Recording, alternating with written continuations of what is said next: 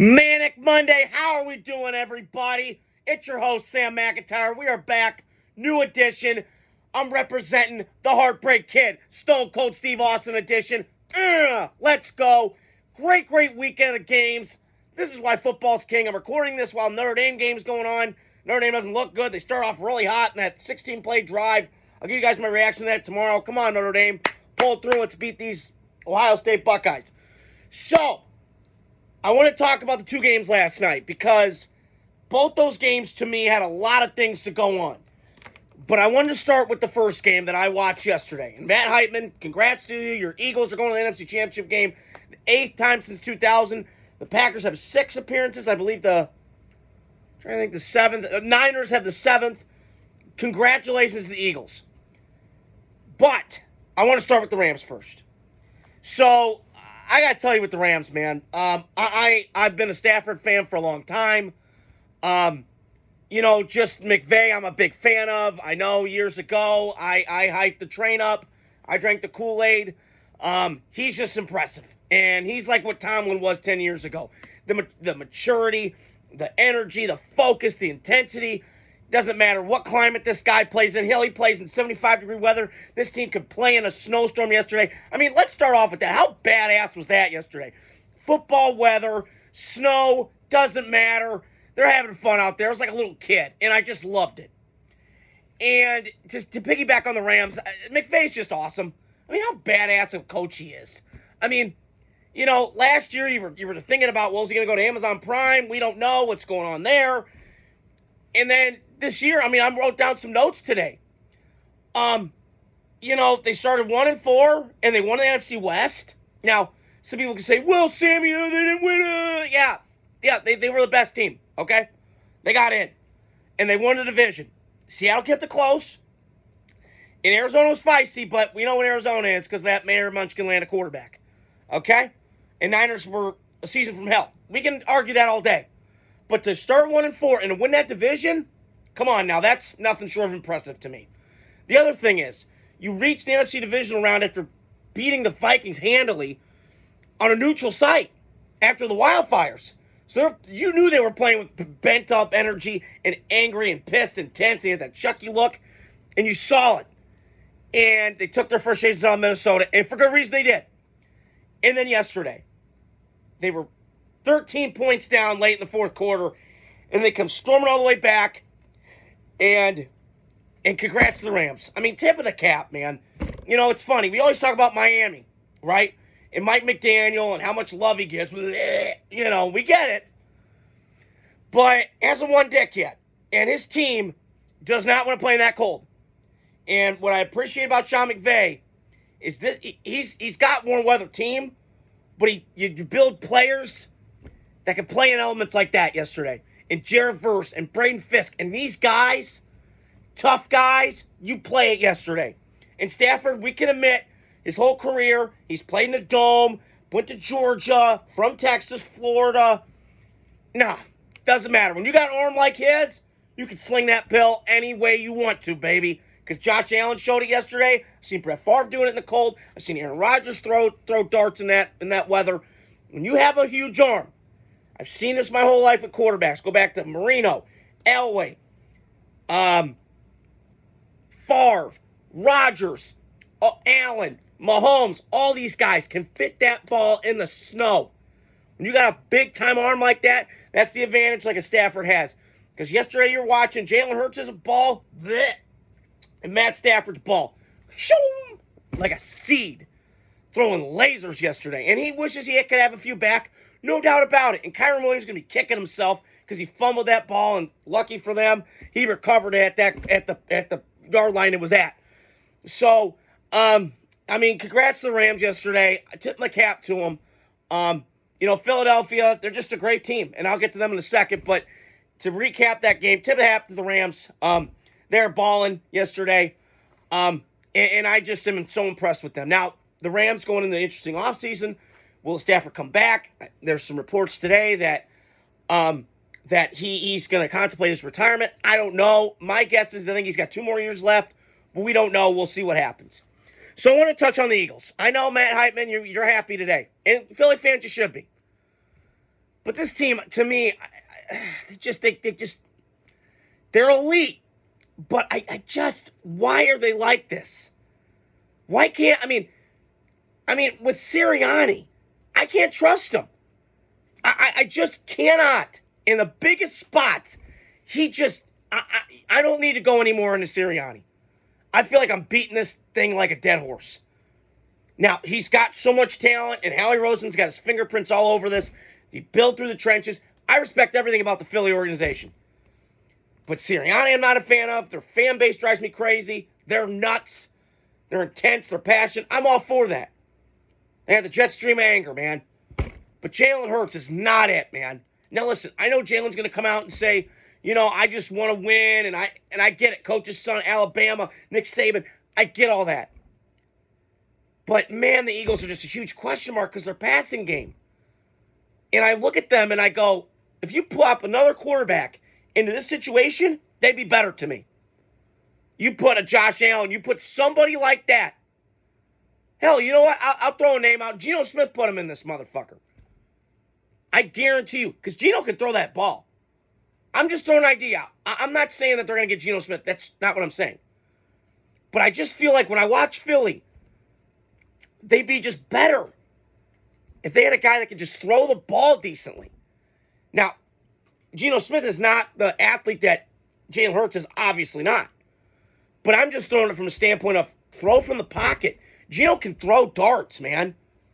I may not have loved Geno my whole life, but he's got something. He's got a whip of an arm. He's got some talent. I'm just saying, like, I'm watching that game. And then the ball that Jalen threw, the hospital ball. What the fuck are you doing?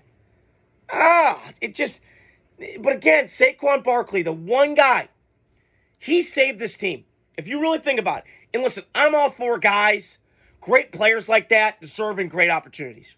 Now, when you get drafted, it's well known, you don't control where you go to, team-wise. You don't. But I was happy that Saquon Barkley got to put in a great situation with that team. And listen, the Giants are just a mess. I'm not going to dive into them.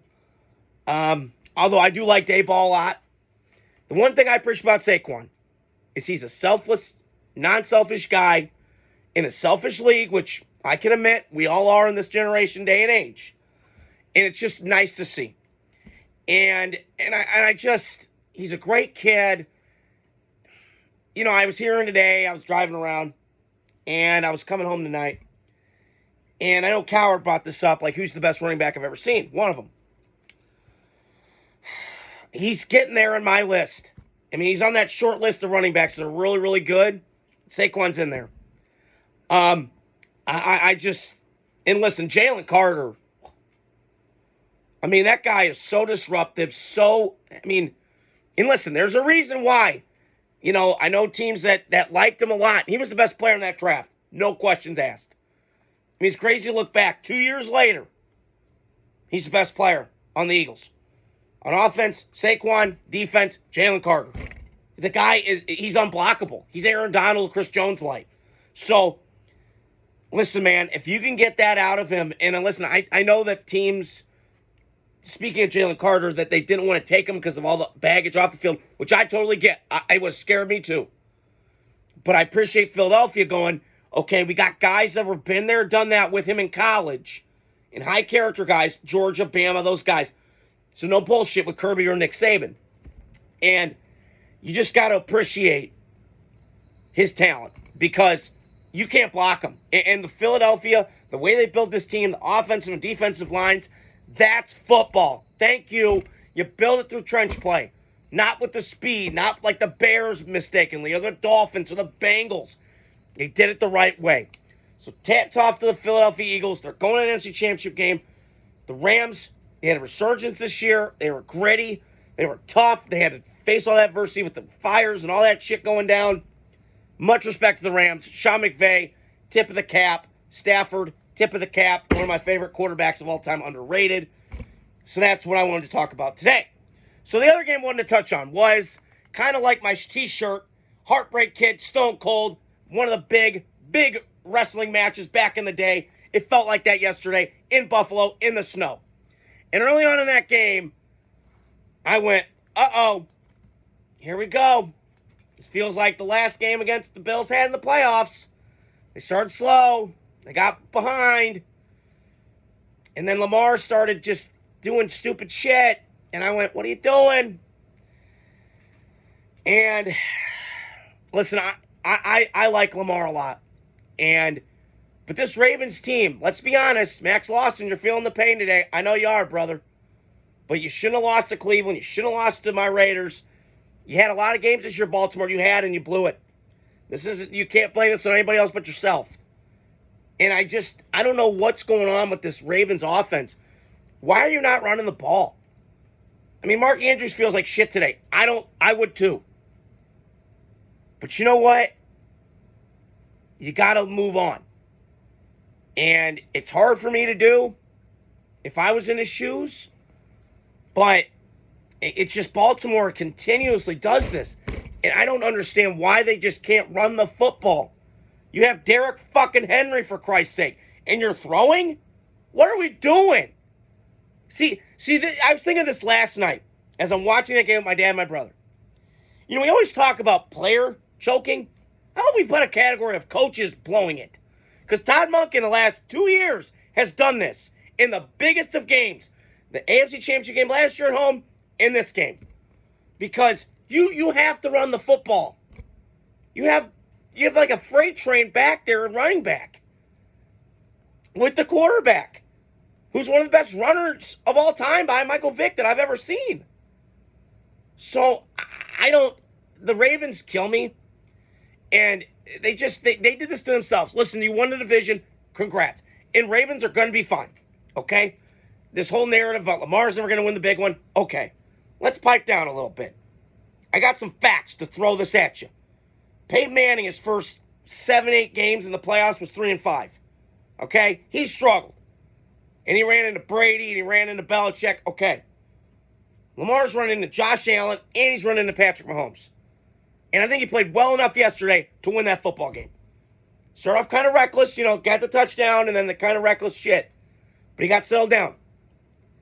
And this is what Lamar does. And I love Lamar in the sense that he tries and gets better. He's a great kid. They love him in Baltimore. That all I get. But I don't know if you're ever going to win with him. I don't, because I think you can get to the Super Bowl with Lamar Jackson. I really do. But until then, I think Baltimore's destined to just hit it. And they're going to have some decisions to make in the offseason. Mark Andrews, you got to restructure that contract. So a lot of stuff to get to with the Ravens, but they're going to be fine. It's a tough loss to swallow, but they're going to be okay. They're coming back with a vengeance. I wouldn't be mad if I'm a Raven fan. You just next year got to win those games against the Raiders at home that you had. You got to win those games against Cleveland that you had. So you got to win those kind of games that you're supposed to expect it to win. But they're going to be okay. They got to move on, but they're still going to have Lamar as long as they got that Sipashadi and Eric DeCosta running shit with Baltimore. They're going to be in this mix year in, year out. So I want to touch on Buffalo. I thought it was a really cool moment yesterday with Josh Allen, who I've said is Brett Favre with more mobility. I thought it was pretty cool yesterday. He went up to Lamar after the game. Shows a lot of class to me. The respect factor these guys have. And I just think it's cool in this day and age. We're not a lot of people do that with the quarterbacks. But it was cool. I think the NFL's in good hands in terms of that. With obviously Burrow, Lamar, Herbert, and so on and so forth. But Buffalo, to me, I think they can win the Super Bowl. I really do. At this moment, man, I have a lot of confidence they could go into Kansas City next week and win. I really do.